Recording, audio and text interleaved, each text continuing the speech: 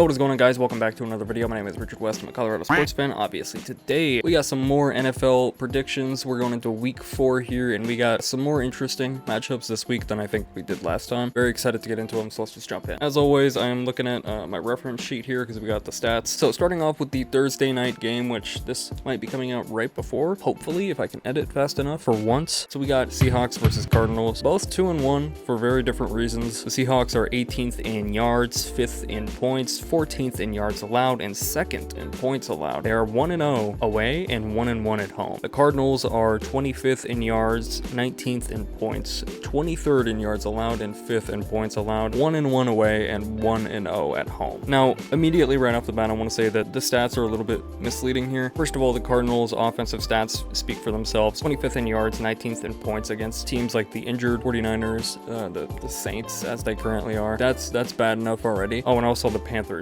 Oh my gosh. That also does away with any impressiveness of them being positive. Before last week, they were 2-0, which was just nonsense. But then against all of those offenses, you have 23rd in yards allowed, really? And then 5th in points allowed, which is, it's why I say stats tell less than half the story, because when you look at who they went up against, I mean, Saints, 49ers, and Panthers offenses. Like, I'm going with the Seahawks. I cannot have faith in the Cardinals anymore, and it disappoints me, but like, dude, and specifically with Seahawks versus Cardinals, I mean, we saw it last year. I've said it before, I'll say it again. I'll keep saying it. The Cardinals' best chance to get into the playoffs and clinch their division was last year. That was their best chance. Rams and 49ers were injured almost all season. For the Rams, they heated up a little bit more. For the 49ers, it just got even worse at the end. Their only opponent really was the Seahawks, and they couldn't do it. I think they went 0-2 against them, if I'm remembering correctly. That was the only thing standing in their way. And the Seahawks weren't even the ones that clinched the division. Like, literally, it was the Rams. They got past them. So it's like, there's too much, even at their worst, there's too much competition for the Cardinals to handle. It sucks, but I gotta go with Seattle. I mean, you know, I've said it before, and I'll say it again for this as well. Seahawks are gonna, like, they're Super Bowl contenders for sure, and that plays into it as well. So these are two very different 2-1 teams. I mean, who knows? Vegas Thursday night game, division game, you never know. The Cardinals are at home. They're 1-0 at home, currently undefeated, but the Seahawks are also undefeated away. So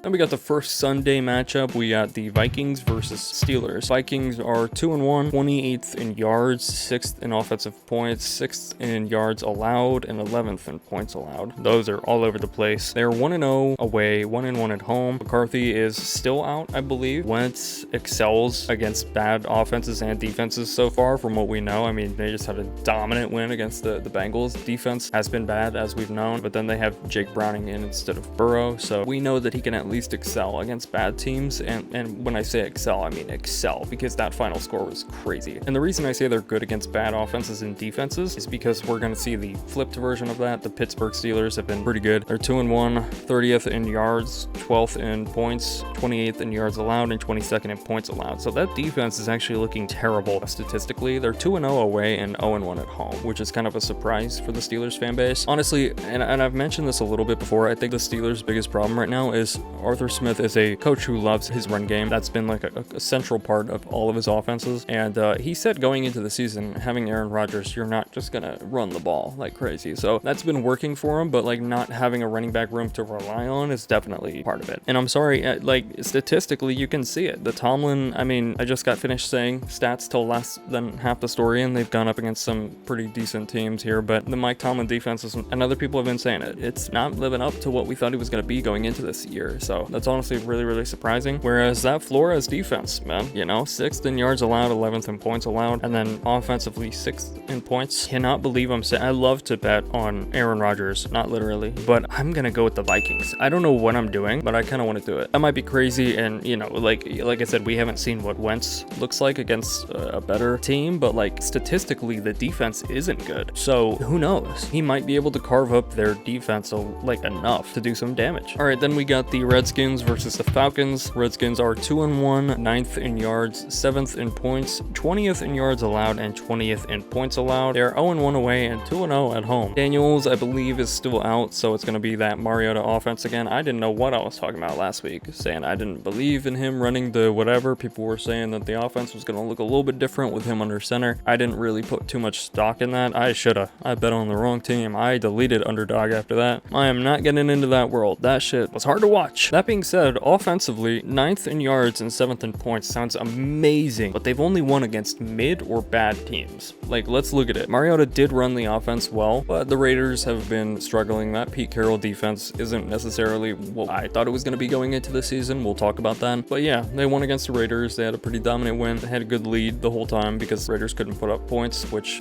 makes their, offense, just the way statistics work and rankings work, it makes theirs statistically better. And then also week 1 against the Giants, like we saw, that was just underwhelming against such a bad team. And then who else did they have? Oh yeah, the Packers, who are looking heat right now, even though they just lost to the Browns somehow. So against that, like Michael Parsons and the Packers defense, they couldn't do anything. They lost that one. So I'm just like, I gotta wait and see. Atlanta also just lost a stupid game against the Panthers. They are 1-2, 13th in yards, 31st in points, which damn, 2nd in yards allowed and 13th in points allowed. So defensively, on paper, they're still good. I don't really know how. They're 1-1 away, 0-1 at home. So far, they cannot win in their division. They're 1-2 in the NFC. I think they've only been against NFC teams. I don't know.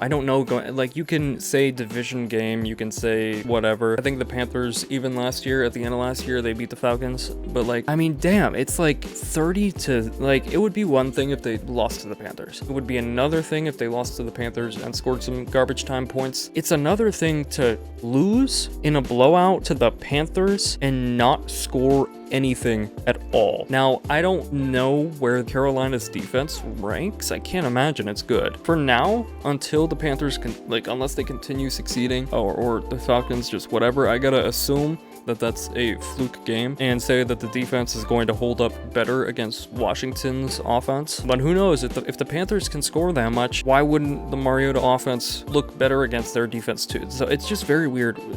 The Redskins defense it's good on paper, but it's not good, again, only against bad teams. So Raiders, Giants, like, that's affecting it. So Atlanta 31st in points and then 13th in yards. I don't know what they're gonna do. They have a chance against that defense. I really don't know. Frankly, I just don't know if they had a good game against the Bucks. I don't know if they can string it together. I don't know if they can put a complete game together in order to win. So I think for now I have to go with Washington, but I'm very, very not confident in that right now. All right, then we got the Chargers versus the Giants. This is 3-0 team versus 0-3 team. I didn't even write the rest of the stats down for this. I mean, Chargers literally 3-0 in their division. They have not played a non-division game yet, which is insane. So maybe Jackson Dart will do some crazy. I just got the news that he is gonna be in for this game. Russ is done. It happened way sooner than I thought it was going to. And I think their offense is gonna look a lot better, but I don't know. I'm not gonna sit here. I was initially gonna write it off and just say until I see the Chargers lose, I'm not gonna bet against them. And also the Giants are terrible with Russell Wilson. The Jackson Dart thing changes it a little bit, but also not that much. So I'm kind of sticking with that. All right, then we got the Titans versus Houston division game. Both of these teams somehow 0-3. What? Titans 31st in yards, 28th in points, 27th in yards allowed, 30th in points allowed. Bad all across the board. They are 0-1 away, 0-2 at home. Texans are 29th in yards, last place in points, 16th in yards allowed, and 6th in points allowed. The defense, undeniably, even without these stats,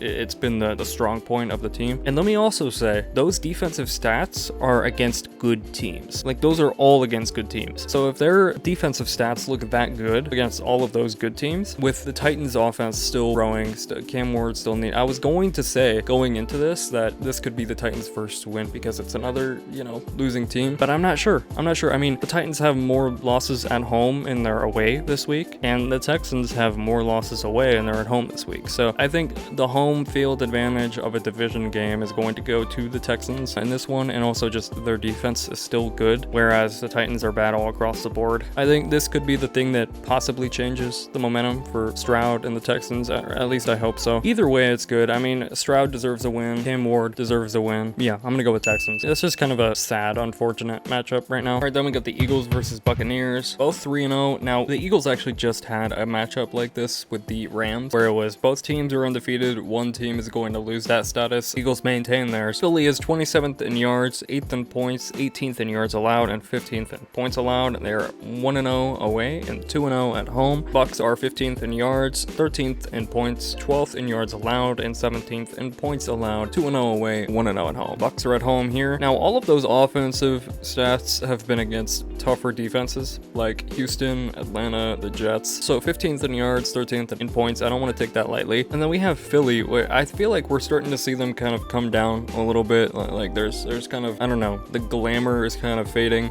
at least for me, as someone that's been supporting them. 27th in yards, 8th in points, 18th in yards allowed, and 15th in points allowed. Like, that's kind of all over the board, and it's against very either really good or rough defenses. I mean, Cowboys passing defense has been terrible. Kansas City has taken a noticeable step down. The Rams, I mean, that's probably the toughest team all around that they went against, and it was actually pretty close. Actually came down to a blocked field goal. So I can't believe I'm saying it. I think the Bucks are going to do this. I think they're going to win at home, and the Eagles have some things to figure out. I like to support the Eagles. I love the run that they're on right now, but I think they're going to lose that undefeated status, unfortunately.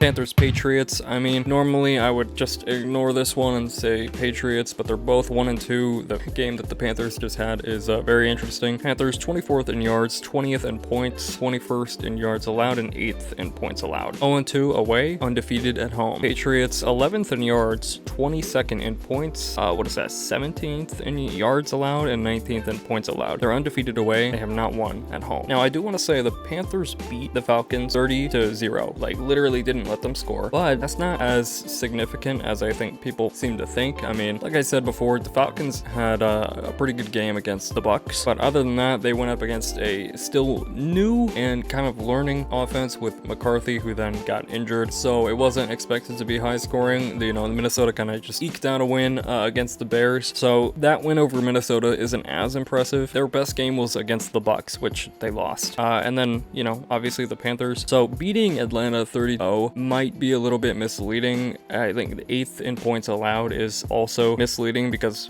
Atlanta did not score. That being said, the Patriots have looked a little bit rough. I've been pretty disappointed in Vrabel's first year thus far. I'm hoping it'll heat up with time. He led the Titans of all teams to the AFC Championship, so I'm not gonna sit here and you never know what you could see. They got a young quarterback in his second year, learning a new offense again. So I don't know. This could be huge for the Panthers if they win this. I cannot. They need to consistently win against a variety of teams before I start betting on them. Patriots had stupid mistakes against the Steelers, which really just need to get cleaned up. I mean, how many turnovers did they have? How many fumbles did they have? It's ridiculous. So I think they need to go into this one paranoid, and they can win easily, 100%. All right, then we got the Saints versus the Bills. I'm not going to entertain this. The Saints have been extremely disappointing. The Bills are the Bills. We're going with the Bills. All right, then we got the Browns versus the Lions. Lions are 1-1 away, 1-0 at home. The Browns are 0-1 away and 1-1 at home. And what I will say is that so far the Browns can't really win the close games consistently. They're coming off a great win against the Packers, which is like a huge flex,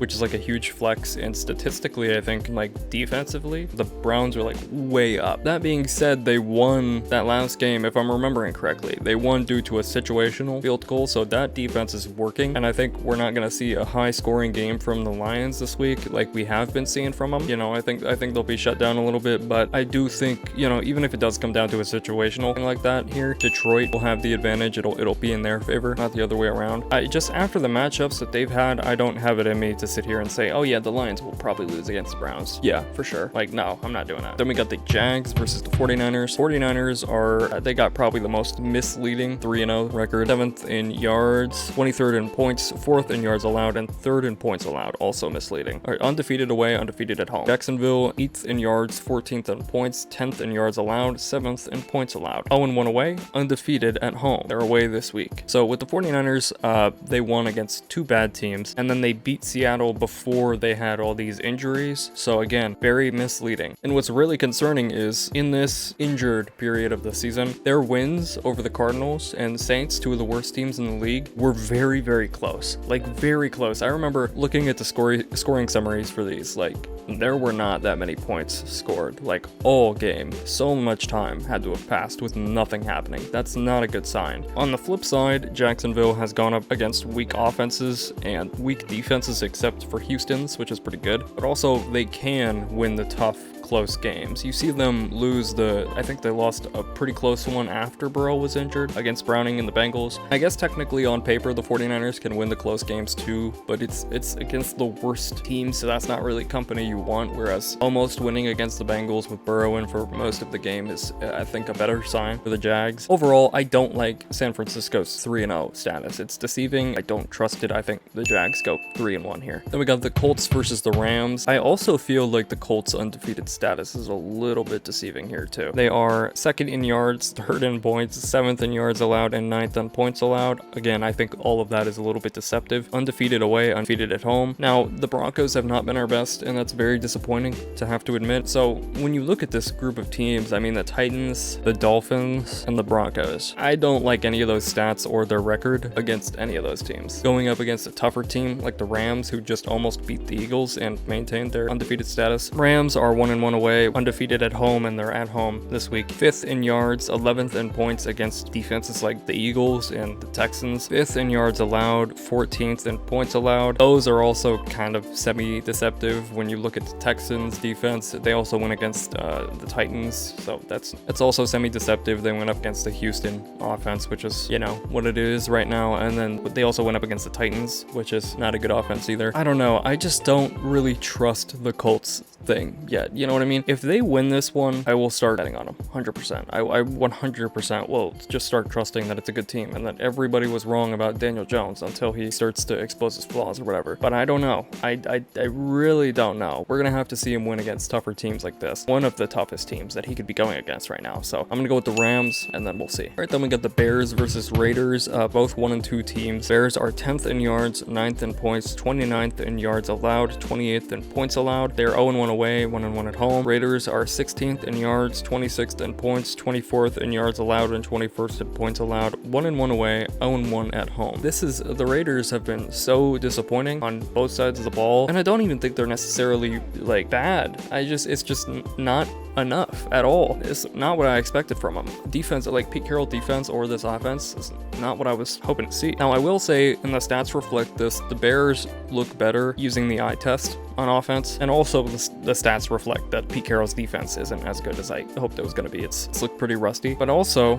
and the stats reflect this as well, Dennis Allen's defense has been looking really bad in Chicago. The only thing that's like, is the Raiders offense has not been the type yet to capitalize on another team's defense being bad. So I'll need to see that before I can rely on that. Bears are coming off a good game, good win against the Cowboys, so I'm gonna go with the Bears for this one. All right, then we got the Ravens versus the Chiefs. I'm not gonna waste too much time going with this one. We're gonna go with the Ravens. The Chiefs are terrible. A win against the Giants of all teams, not really gonna change that for me. Even though the Ravens have been choking away close games, I mean, these are some of the toughest teams. The Bills, the Lions, these are teams that I want to lose against if I have to lose at all. So I don't know. That's just me. Ravens. And this is by far the hardest matchup to predict for me. Green Bay is 2-1. Cowboys are 1-2. Green Bay is 21st in yards allowed, 18th in points, 3rd in yards allowed, and 1st in points allowed. The Cowboys are 4th in yards, 10th in points, 30th in yards allowed, and 27th in points allowed. Green Bay is 0-1 away, undefeated at home. They're away this week. Cowboys are 0-2 away, undefeated at home. They're at home this week. So far, the only good defense that the Cowboys have been up against is the Eagles. Dennis Allen Bears they went up against, which not a good defense so far. The Giants, which is just a mess. But if you're gonna look at those stats, those horrible stats, I mean, Cowboys passing defense has been terrible all season so far. And the stats reflect it: 30th in yards allowed, 27th in points allowed. Then you remember that those stats are against offenses like Phillies and the Bears, which both I think are a little bit better. But also, they almost gave it up to the Giants. Like, it came down to overtime against the Giants. So that kind of speaks to how bad it actually is. Then we look at Green Bay, 3rd in yards allowed, 1st in points allowed on defense. I think that's a little bit deceptive. The week 1 Lions, I mean, new coordinators, they needed time to heat up.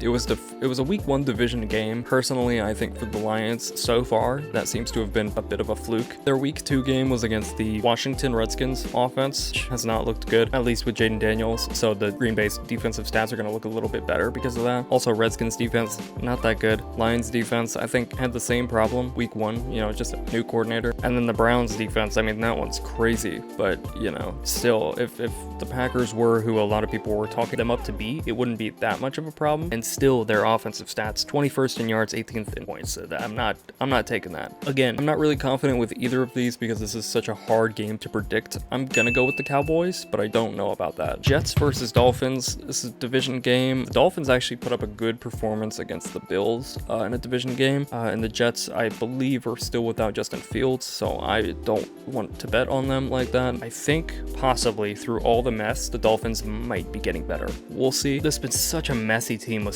such a bad morale, but we got to remember, this is a team that's still filled with talent. So I think, you know, they're at home this week. I think they win these last summer games, like this one against the Jets here, capitalize on the fact that they're without their starter quarterback and make it through. I'm gonna go with the Dolphins. I don't know about that. The Jets did put up a good performance against the Bucs. It was close. They lost, but the Dolphins are coming off a game where they put up a good performance against the Bills and got close and lost too. So the difference in competition, I'm just gonna go with the Dolphins for now. And then last but not least, we have sort of a revenge game, but also not really because Burrow's out. Bengals versus Broncos. Bengals are 2-1. Broncos are unfortunately 1-2.